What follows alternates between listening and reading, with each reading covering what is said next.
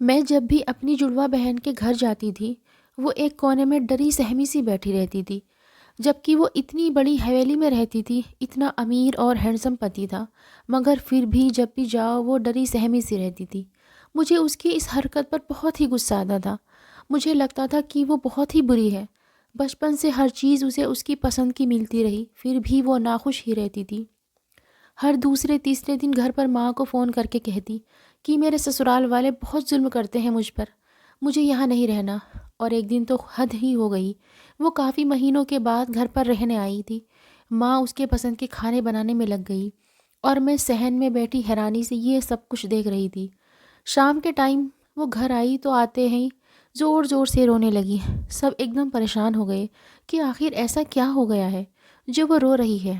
ماں نے اسے بٹھایا اور پانی پلا کر پوچھا کہ کیا ہوا، کچھ تو بتاؤ۔ تو وہ روتے روتے بولنے لگی کہ میرا پتی مجھے اپنی بیمار ماں کی سیوا کرنے کو بولتا ہے۔ روز میں اس کی بات مان کر ساس کے کمرے میں جاتی ہوں، اس کی سیوا کرتی ہوں، مگر میری ساس بہت ہی ظالم ہے، مجھے دوبارہ اس کمرے میں نہیں جانا۔ اتنا کہہ کر وہ رونے لگ گئی۔ بابا نے پریشان ہو کر اس کے پتی کو کال کی تو وہ بولا کہ ایسا کچھ نہیں ہے، یہ میری بیمار ماں پر جھوٹا الزام لگا رہی ہے۔ آپ خود بتائیے کہ میری ماں اس کا کیا بگاڑ سکتی ہے۔ ان کی بات سب کو صحیح لگی، مگر پھر بھی وہ بہن کو سمجھانے میں لگے رہے۔ میں ایک کونے میں بیٹھی چپ چاپ یہ تماشا دیکھ رہی تھی اور دل ہی دل میں خوب ہنس رہی تھی، کیونکہ یہاں بیٹھے لوگوں میں سے کوئی نہیں جانتا تھا کہ ان سب کے پیچھے کس کا ہاتھ ہے۔ صرف میں جانتی تھی۔ مجھے بہت خوشی ہو رہی تھی بہن کی یہ حالت دیکھ کر، اور ہوتی کیوں نہ، اس نے ہمیشہ جو چاہا اسے ملا، اور مجھے کیا ملا؟ کچھ بھی تو نہیں۔ اس لیے مجھے اس کے آنسو بہت خوشی دے رہے تھے۔ میں ان سب کو پریشان حال وہیں چھوڑ کر اندر کمرے میں آ گئی اور اپنی الماری میں چھپایا ہوا فون نکالا اور ایک نمبر پر کال کر کے کہا کہ بہت شکریہ، تم نے بہت اچھا کام کیا، اس کے پیسے لینے سنسان جگہ پر آ جانا۔ اتنا کہہ کر میں نے کال کٹ کر دیا اور موبائل واپس بند کر کے رکھ دیا۔ اس موبائل کے بارے میں کسی کو بھی کچھ نہیں معلوم تھا۔ میں باہر آ کر کچن میں چلی آئی اور کاموں میں لگ گئی، مگر میرے کان باہر ہی لگے تھے جہاں ماں بابا اس سے باتیں کر رہے تھے۔ ہم دونوں جڑواں بہنیں تھیں، مگر ہماری ایک دوسرے سے کبھی بھی نہیں بنتی تھی۔ مجھے اس سے نفرت تھی۔ بہت چھوٹی عمر سے ہی ہم دونوں کے بیچ لڑائی جھگڑے چلتے آ رہے تھے۔ جنم کے 2 سال بعد تک وہ بہت ہی بیمار رہتی تھی، جس کی وجہ سے ماں مجھ سے زیادہ اس کی فکر کرتی تھی، اور میرا سارا بچپن ماں کے پیار کو ترستی رہی۔ ماں بابا اس کی بہت سنتے تھے۔ جب بھی وہ کوئی ضد کرتی تو اس کی ضد فوراً سے پہلے پوری کر دیتے تھے۔ اگر میں کچھ کہتی تو مجھے مجبوریاں سنانے لگ جاتے۔ میں نے اپنے بچپن کا ایک بڑا حصہ اپنی بوا کے ساتھ گزارا تھا۔ میری بوا ایک ودھوا عورت تھی، ان کی کوئی اولاد نہیں تھی۔ ماں میری بہن کے ساتھ ہی لگی رہتی تھی، تو اس وقت انہوں نے مجھے خود کے اور بھی قریب کر لیا تھا۔ میری بوا اور ماں کی آپس میں کبھی بھی نہیں بنتی تھی۔ وہ پورے خاندان میں کافی بدتمیز مشہور تھی۔ انہیں ان کی عادتوں کی وجہ سے کوئی پسند نہیں کرتا تھا۔ انہوں نے بچپن سے ہی میرے دل میں فرق ڈال دیا تھا۔ اکثر وہ میری اوقات مجھے بہانے سے جتاتی رہتی تھی کہ تمہاری ماں تم سے زیادہ تمہاری بہن سے پیار کرتی ہے، وہ تمہیں بوجھ سمجھتی ہے۔ جیسے جیسے میں بڑی ہوتی گئی، مجھے بوا کی باتیں ٹھیک لگنے لگیں۔ میری بہن بہت خوبصورت تھی اور میں اس کے سامنے اچھی نہیں لگتی تھی۔ کچھ سالوں کے بعد بوا کی تو کہیں شادی ہو گئی اور میں اکیلی رہ گئی۔ بہن جب بھی مجھ سے بات کرنے کی کوشش کرتی، میں منہ پھیر لیتی۔ میری اس عادت پر ماں بابا اکثر مجھے ڈانٹ دیتے تو میں اور بھی ضد باندھ لیتی تھی۔ میں اس کی کاپیاں پھاڑ دیتی، کبھی اس کی کوئی قیمتی چیز توڑ دیتی۔ مجھ میں بہت سی برائیاں پیدا ہوتی جا رہی تھی۔ میں نے بہت اچھے سے جھوٹ بولنا بھی سیکھ لیا تھا۔ ہم دونوں ایک ہی اسکول میں اور ایک ہی کلاس میں پڑھتے تھے۔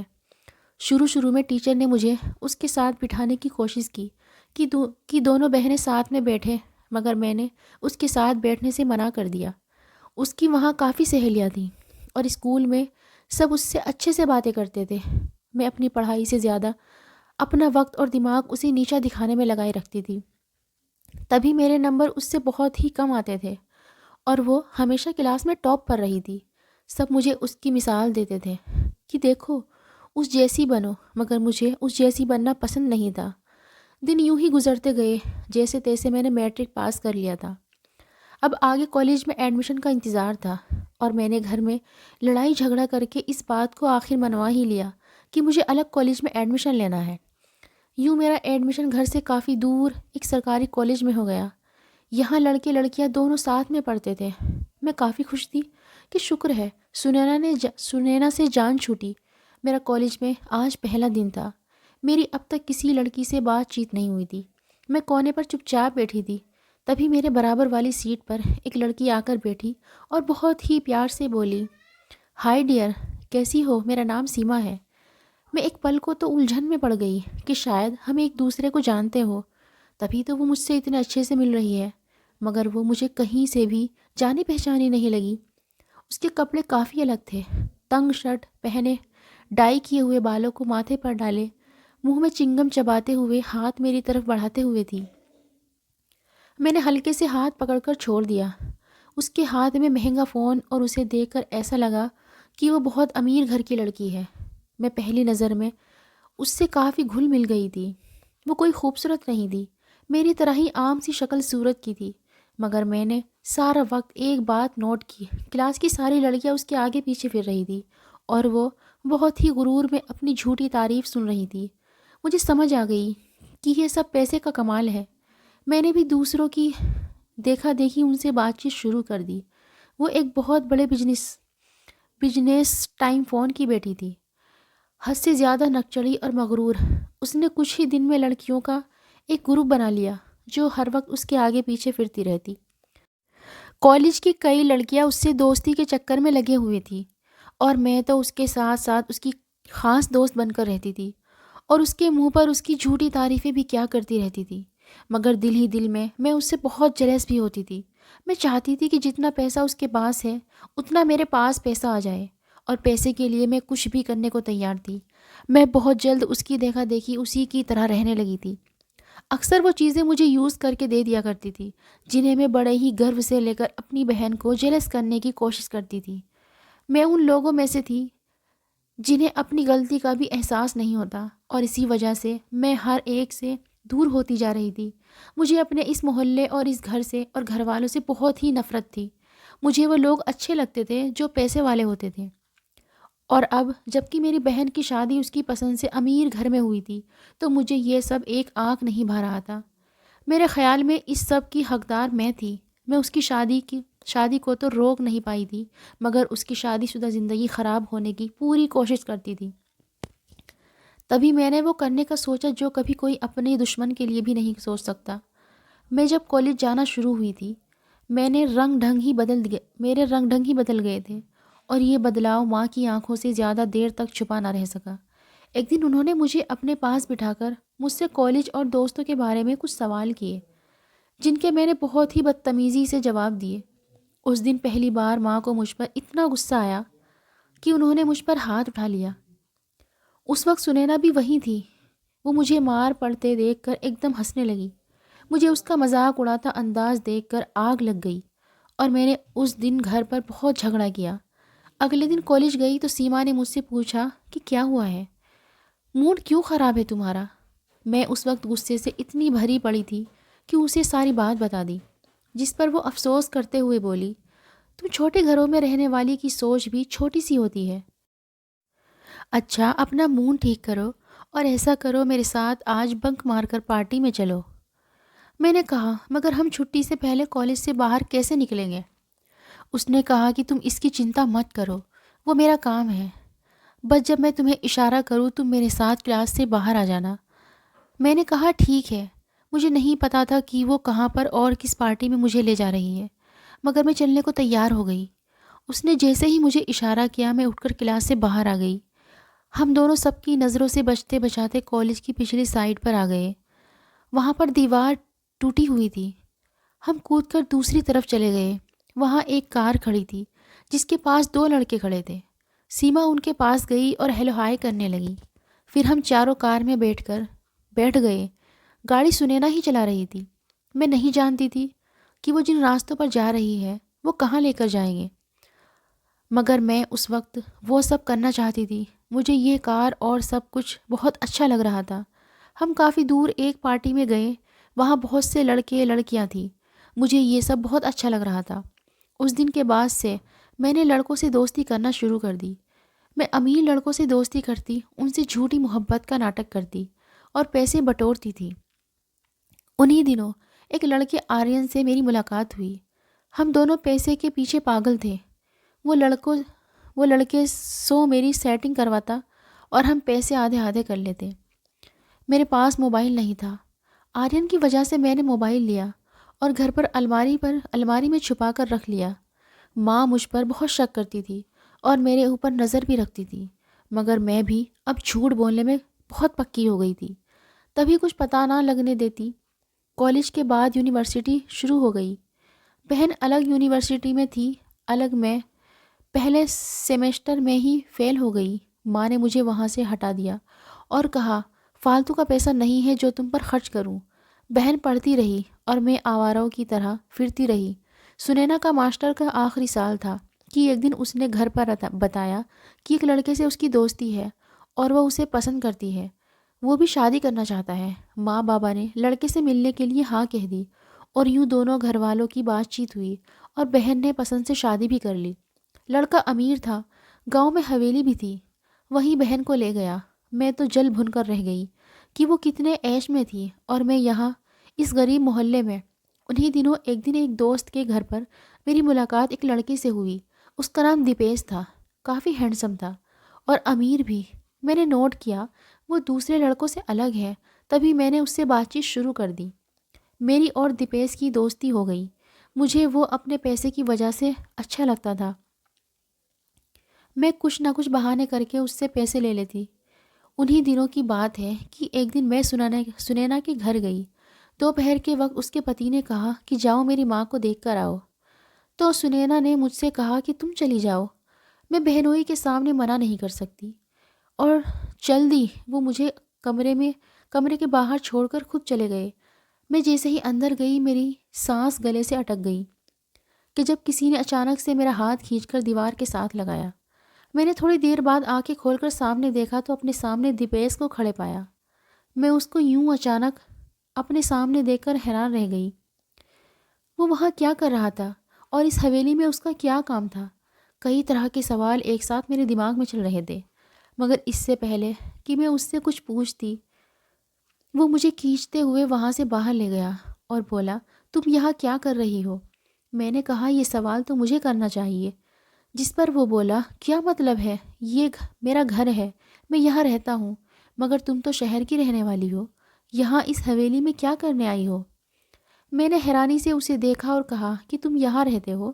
اس نے میری بات کو اگنور کیا اور کہا جتنا پوچھا ہے اتنا بتاؤ، تم یہاں کیا کر رہی ہو؟ میں نے دیکھا کہ اس کی آنکھوں میں بہت غصہ تھا۔ میں ایک پل کو ڈر گئی، مگر پھر خود کو سنبھالتے ہوئے بولی یہ میری بہن کا سسرال ہے، میں اس سے ملنے آئی ہوں۔ میں نے جواب نے اسے حیران کر دیا۔ پھر وہ بولا تم سنینا بھابھی کی بہن ہو؟ میں نے کہا ہاں میں اسی کی بہن ہوں۔ ہم زیادہ کچھ بات کر پاتے مجھے بہن کی آواز آئی۔ میں نے کہا مجھے جانا ہوگا، تو وہ بولا ہاں جاؤ، مگر خبردار جو کسی کو ہمارے بارے میں بتایا۔ کسی کو شک بھی نہیں ہونا چاہیے کہ ہم ایک دوسرے کو پہلے سے جانتے ہیں، اور تم جلد سے جلد یہاں سے واپس اپنے گھر جانے کی کوشش کرو، میں کچھ دن میں آ کر تم سے ملتا ہوں، پھر ہم بات کریں گے۔ میں نے اس کی بات سن کر سر ہلا دیا اور جلدی سے نکل گئی۔ میں اس کی دھمکی اور دباؤ سے ڈر کر 2 دن بعد ہی شہر کے لیے نکل گئی۔ اب مجھے صرف اس کے آنے کا انتظار تھا کہ وہ کب آتا ہے اور کب ہم بات کرتے ہیں۔ جس دن میں پہنچی اس رات اس کا میسج آیا کہ وہ 1 ہفتے بعد آئے گا، گاؤں میں کچھ کام پڑ گیا ہے۔ جس دن سے اس نے مجھے حویلی میں دیکھا تھا تب سے اس کا رویہ بہت ہی بدل گیا تھا۔ میں نہیں جانتی تھی کہ کیا وجہ ہے۔ ہماری دوستی کو اتنے دن نہیں ہوئے تھے، تبھی ہم ایک دوسرے کی فیملی کے بارے میں زیادہ نہیں جانتے تھے۔ مجھے ڈر تھا تو صرف ایک بات کا کہ اب تک میں نے اسے جتنے بھی جھوٹ بولے تھے ان کا پول اس پر کھلے گا تو وہ کیا کرے گا۔ وہ بہت امیر تھا اور دل کھول کر پیسہ لوٹاتا تھا، اس لیے میں کسی بھی طرح سے اسے اپنے ہاتھ سے جانے نہیں دینا چاہتی تھی۔ وہ 1 ہفتہ میں نے کیسے گزارا تھا وہ میں ہی جانتی تھی۔ وہ شہر آیا تو مجھ سے ملنے کو کہا، میں اس سے ملنے گئی۔ تو اس نے کہا کہ تم ابھی گھر پر ہمارے بارے میں کوئی بات نہیں کرو گی، میں تمہارے بہنوئی کا کزن ہوں، جب ان کی شادی ہوئی تھی تب میں یہاں نہیں تھا، مگر اب جب آیا تو ہر ایک کے منہ سے یہی سنا کہ بھابھی کی بہن کوئی اچھی لڑکی نہیں ہے، اور میں نے یہ بھی سن رکھا ہے کہ تمہاری کافی لڑکوں سے دوستی بھی ہے۔ میں نے اس وقت اسے کچھ نہیں کہا، مگر کچھ دن کے بعد میں نے بہن سے بدلہ لینا چاہا اور اس کے پتی کو کچھ تصویریں بھیجی جس میں بہن کسی لڑکے کے ساتھ تھی، مگر میرا یہ پلان بھی تب فیل ہوا جب دیپیش میں ان پکچر کی چھان بین کروائی اور پتہ لگوایا کہ یہ فیک ہے۔ اسے پتہ چل گیا کہ یہ میں نے بنائی ہے۔ میں نے آرین کو کچھ پیسے دے کر یہ سب کام کروانے کو کہا تھا، وہ ویسے بھی میری طرح پیسے کے لیے کچھ بھی کرنے کو تیار رہتا تھا۔ پہلے بہن کی ساس والا قصہ اور پھر تصویروں والا قصہ، دونوں کے پیچھے میرا ہی ہاتھ تھا۔ میں نے اسے پورا پلان سمجھایا تھا اور کہا تھا کہ تم میری بہن کے سسرال میں نوکر بن کر جاؤ گے اور اس کی بیمار ساس کے کھانے میں کچھ ایسی دوا ملانا کہ وہ پاگل پن کے دورے میں بہن کو خوب مارے اور گالیاں دے۔ اس نے میرے کہنے پر ایسا ہی کیا۔ وہ وہاں نوکری کے بہانے چلا گیا۔ اب جب بھی بہن ساس کے کمرے میں جاتی تو وہ غصہ ہو کر اس پر چلانے لگتی، اسے مارتی۔ آرین نے اس کی ساس کے دماغ میں یہ بات بٹھائی تھی کہ یہ لڑکی اس کی دشمن ہے اور ان کے بیٹے کو ان سے چھین رہی ہے۔ میں اتنا گر گئی تھی کہ ایک بیمار انسان کا فائدہ اٹھا رہی تھی۔ بعد میں آرین وہاں سے نوکری چھوڑ کر بہانے سے آ گیا۔ اب اسے ایک اور کام کرنا تھا اور اس سے یہ کام کروانے کے لیے مجھے اچھے خاصے پیسوں کی ضرورت تھی۔ میں کافی دن سوچتی رہی تھی کہ کیا کروں، پھر تبھی اچانک میرے دماغ میں سیما کا خیال آیا۔ میں اس سے ملنے گئی اور میں نے اسے اپنی مجبوری کی باتیں سنا کر اسے اپنی باتوں میں شیشے میں اتار لیا۔ میرے رونے دھونے پر اس نے مجھ پر بھروسہ کر کے مجھے اچھی خاصی رقم دے دی۔ میں نے اسے کچھ نہیں بتایا کہ مجھے پیسے کیوں چاہیے، نہ ہی اس نے پوچھا۔ ویسے بھی اتنا پیسہ تھا اس کے پاس کہ کچھ ہزار مجھے دے دینے سے اس کو کچھ خاص فرق نہیں پڑتا۔ پیسے ملنے کے اگلے ہی دن میں نے آرین کو اس کو کال کی اور کہا کہ میری بہن کچھ دن بعد جب شہر رہنے آئے گی تو تم اس کا پیچھا کرنا، وہ وہیں پر بھی جاتی ہے، وہ کہیں پر بھی جاتی ہے، تم اس کی لڑکوں کے ساتھ تصویریں لینا، ایسی تصویر لینا جس سے لگے کہ اس لڑکے کے ساتھ چکر چل رہا ہے، اور پھر وہ تصویریں اس کے پتی کو بھجوا دیں گے تاکہ وہ غصے میں اسے گھر سے نکال دے اور ڈیورس دے دے۔ اور پھر آرین نے میرے کہنے پر ایسا ہی کیا تھا، مگر دیپیش کی وجہ سے سارا پلان خراب ہو گیا۔ دیپیش کو اب جب کہ ساری سچائی پتہ چل گئی تھی تو وہ کیوں میرے ساتھ رہتا؟ اس نے مجھے چھوڑنے کا فیصلہ کر لیا۔ اسے میرے لالچی پن اور دوسروں سے چڑھنے کا پتہ چل گیا تھا۔ میں بہت روئی، بہت گڑ گڑائی اس کے آگے، مگر وہ پلان کر نہیں پایا۔ مجھے ہاتھ آئی دولت جاتی دکھائی دے رہی تھی، اب کچھ نہیں ہو سکتا تھا۔ گھر پر ماں بابا کو جب میرے سارے کارناموں کے بارے میں پتہ چلا تو وہ بھی مجھ سے چڑھنے لگے۔ میں جلن اور چڑ میں اس حد تک پاگل ہو گئی تھی کہ اپنی سگی بہن کو بھی نہیں چھوڑا، ہر ایک کو بس تباہ اور برباد کیا۔ مگر اس سب کا کیا فائدہ ہوا؟ کچھ بھی تو نہیں۔ سب آج بھی اپنی زندگی میں خوش تھے اور میں یہ سب کر کے بھی اکیلی اور تنہا رہ گئی تھی۔ کوئی مجھے اپنانے کو، مجھ سے بات کرنے کو تیار نہیں تھا۔ میری شادی کی عمر بھی نکلتی جا رہی تھی۔ میں جو خود کو نہ جانے کیا سمجھتی تھی، اور اب ایک خراب انسان کا رشتہ آنے پر خاموشی سے ہاں کر گئی، کیونکہ میرے پاس اب اس کے علاوہ کوئی چارہ نہیں بچا تھا۔